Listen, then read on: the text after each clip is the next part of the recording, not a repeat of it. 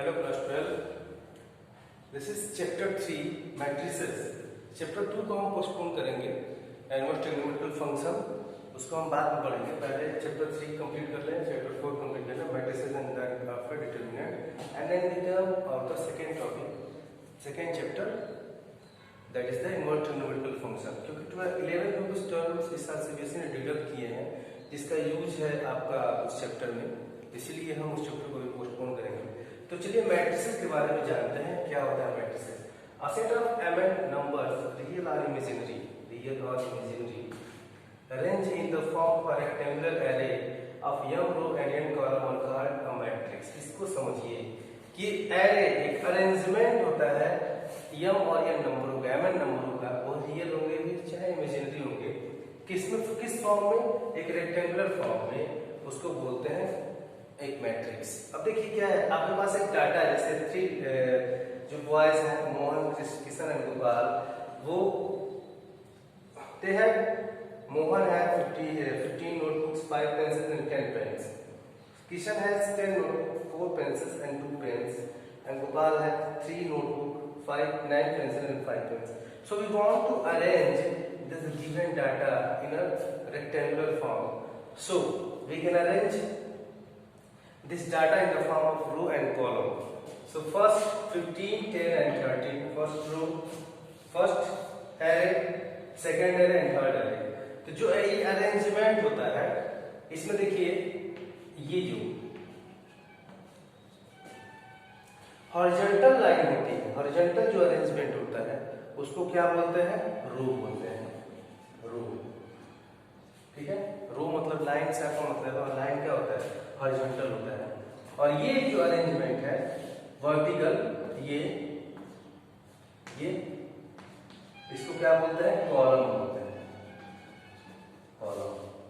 ठीक है, अब जैसे हमने कहा कि एक जो डाटा दिया गया है उसको हम एक अरेंज कर दिया गया रेक्टेंगुलर फॉर्म में, जिसमें m रो होते हैं और n कॉलम होते हैं, उसी को क्या बोलते हैं, मैट्रिक्स बोलते हैं। अच्छा, इसी के बेसिस पे, इसी डेफिनेशन के बेसिस पे हम ऑर्डर ऑफ मैट्रिक्स डिफाइन कर सकते हैं, mn ऑर्डर, कि अगर इसी की बात की जाए, ये कॉलम क्या है, ऐसे बढ़ता जाएगा, m1 n1 मान लीजिए, m2 मान लीजिए, और यहाँ पे n आ जाता है, और इसमें भी m1 m2 और यहाँ पे m आ जाता है।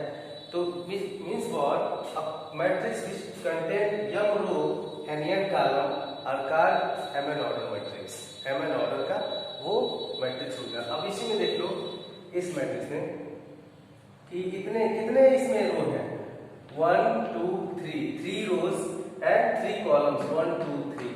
तो ये क्या कहलाएगा, ये 3 क्रॉस 3 ऑर्डर का एक मैट्रिक्स है, जिसमें 3 रो है, 3 कॉलम है।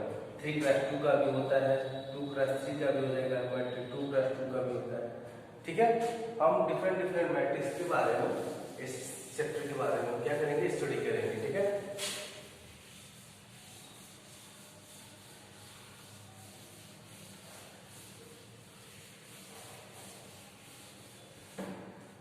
तो हम अब बात करेंगे टाइप्स ऑफ मैट्रिक्स के बारे में। वही देखिए, मैट्रिक्स हो गया, मैट्रिक्स के बाद आता था ऑर्डर ऑफ मैट्रिक्स, मैट्रिसेस बोलते हैं उसको, एक से ज्यादा हो जाता है, लेकिन अगर हम बात ऑर्डर की करते हैं तो आप एक पर्टिकुलर मैट्रिक्स आ जाता है, उसको लेते हैं मैट्रिक्स। और जहाँ एक से ज्यादा मैट्रिसेस आ जाते हैं, मैट्रिक्स आ जाते हैं, हमारे लिखते हैं मैट्रिसेस। ठीक है, वही हमने बताया कि we shall follow the notation. देखिए, एक order is a matrix contain m rows and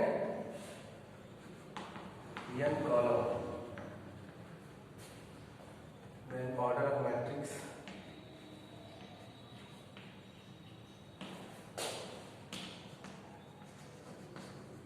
will be m cross n।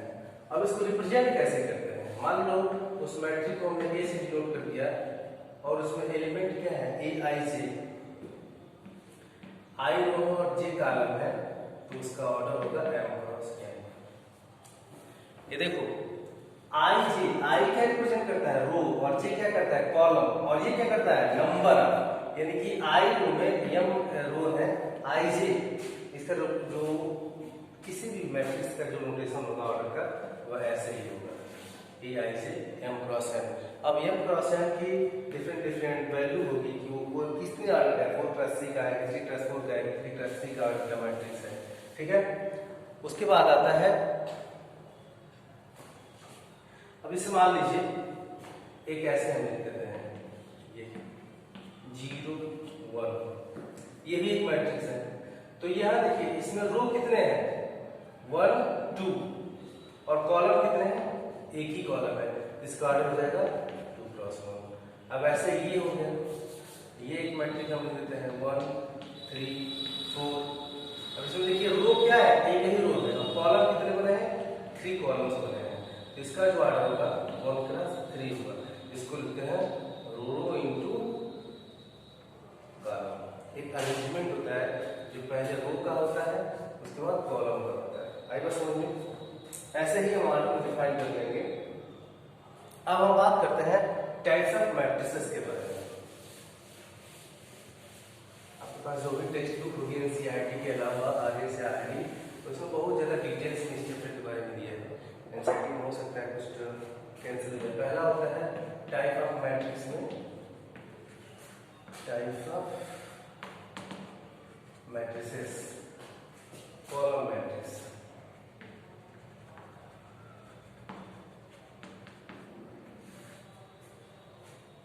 देखो जैसे नाम से स्पष्ट है, a matrix is said to be a column if it's only one column। देखो एक मैट्रिक्स को कॉलम कब बोलेंगे? जिसमें केवल एक ही कॉलम है, 1 2 3 5। अब रो देखो, रो क्या है? 3 रो है, लेकिन कॉलम क्या है? एक ही कॉलम है। तो ऐसे मैट्रिक्स को हम बोलते हैं कॉलम मैट्रिक्स। सिमिलरली इसी तरह से रो मैट्रिक्स आता है। रो मैट्रिक्स एक ऐसा मैट्रिक्स जिसमें केवल रो के एलिमेंट प्रेजेंट हो, 1 2 3 5। एक रो है और डिफरेंट क्या है? कॉलम है। अब यहीं की अगर हम ऑर्डर की बात कर ली जाए तो ये 3+1 का ऑर्डर है, ये 1+3 का ऑर्डर है। इसका ऑर्डर ऑफ मैट्रिक्स ये क्या हमने डिफाइन किया? ऑर्डर। कितने ऑर्डर का मैट्रिक्स है? ठीक है, स्क्वायर मैट्रिक्स।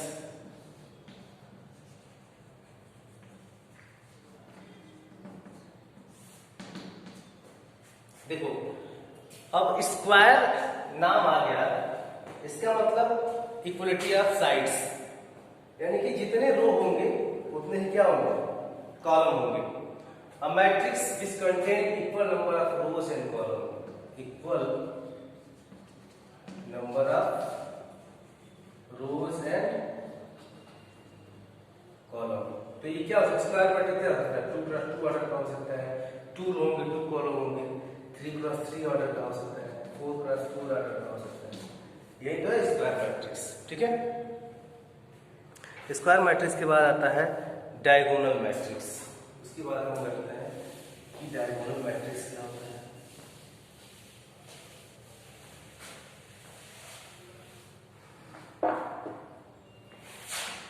तो क्या है डायगोनल?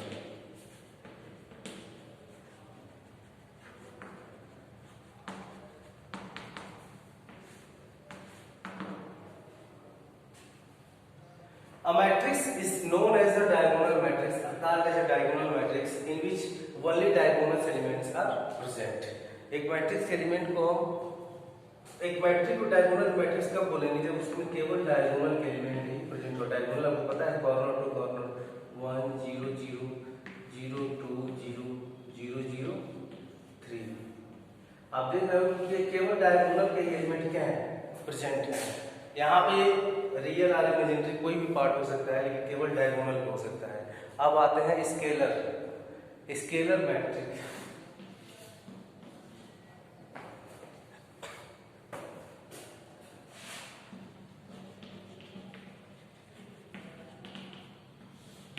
स्केलर मैट्रिक्स का डायगोनल मैट्रिक्स है जिसको diagonal elements are equal.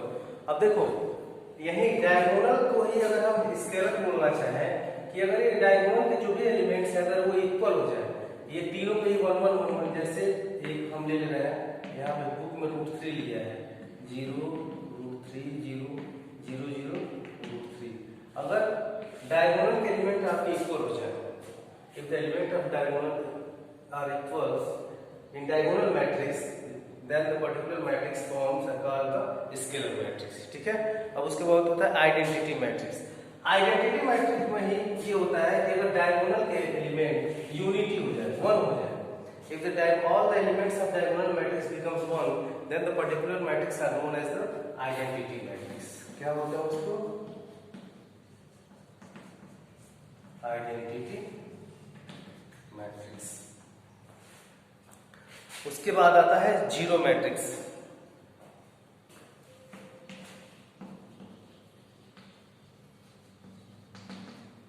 If all the elements of a matrix are become 0 0 0 0 0 0 0 0 0 0, order इसका 3x3 ही है कि 3 रोज है और 3 कॉलम्स है, लेकिन ये सारे एलिमेंट 0 होने के कारण इसका जो वैल्यू होगा वो जीरो मैट्रिक्स का लगेगा और इसका ऑर्डर होगा 3x3 का। अब देखिए इसके बाद एनसीईआरटी में बस इतना ही वो डिफाइन किया गया है, 6-7 टाइप के। आपके टेक्स्ट बुक में के अलावा भी जो भी साइंस बुक है उसमें बहुत सारे टाइप्स ऑफ मैट्रिसेस के बारे में डिफाइन किया गया है। हम अपने नेसेसरी के अपनी जरूरत के अकॉर्डिंग इतना ही पढ़ेंगे। अब हमारा जो अगला टॉपिक है वो है इक्वलिटी ऑफ मैट्रिसेस। इसके बारे में हम थोड़ा डिस्कस करेंगे।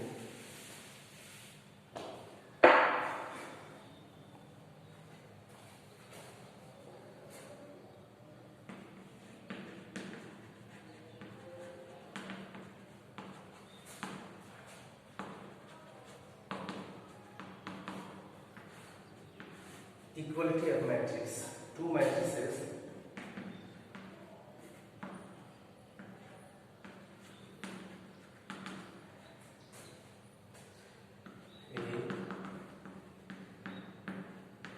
IJ रो और कॉलम को डिफाइन करता है एंड B,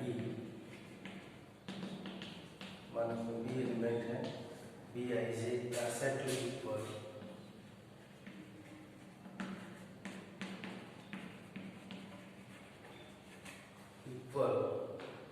if पहला कंडीशन दिया गया है they are the same order,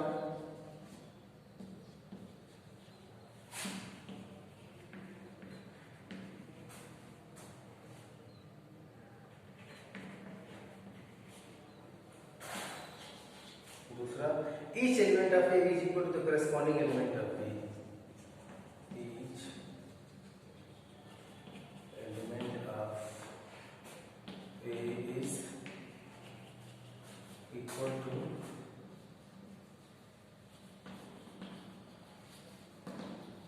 corresponding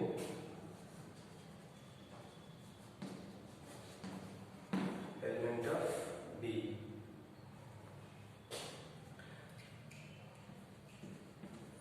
Aij equal to Bij for all Ij। देखिए इसको हम समझने का प्रयास करते हैं। Equality of matrix, to matrices A and B are said to be equal if they are of the same order and each element of A is equal to the corresponding element of B, that is A is equal to Bj for all Ij।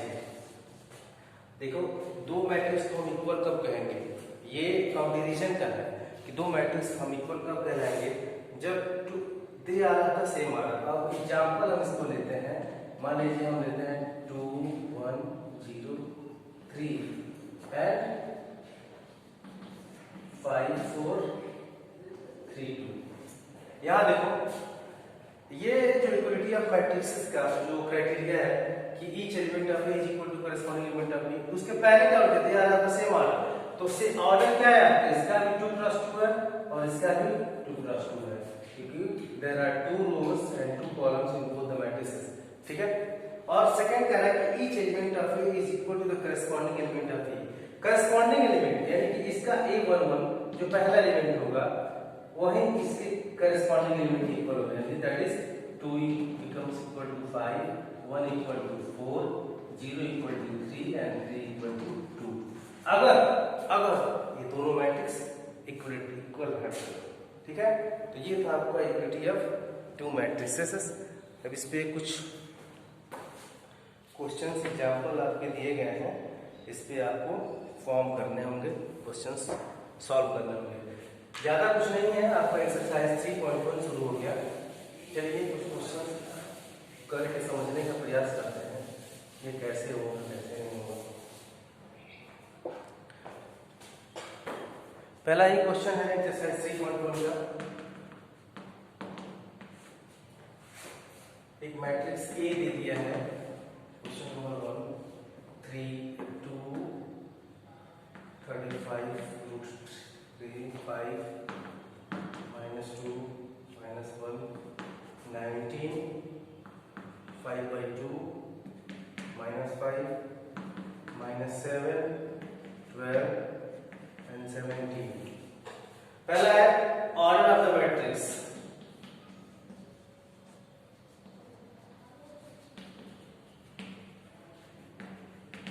Order of the matrix क्या है? अब row count करिए, 1 2 3 रो हो गया। Column count कीजिए 1 2 3 4, यानी कि order of the matrix 3 + 4। Second है द नंबर ऑफ एलिमेंट।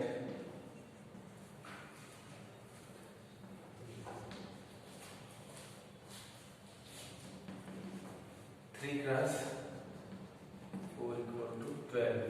अब देखो 1 2 3 4 5 6 7 8 9 10 11 12, ये आपका 12 हो गया नंबर ऑफ एलिमेंट।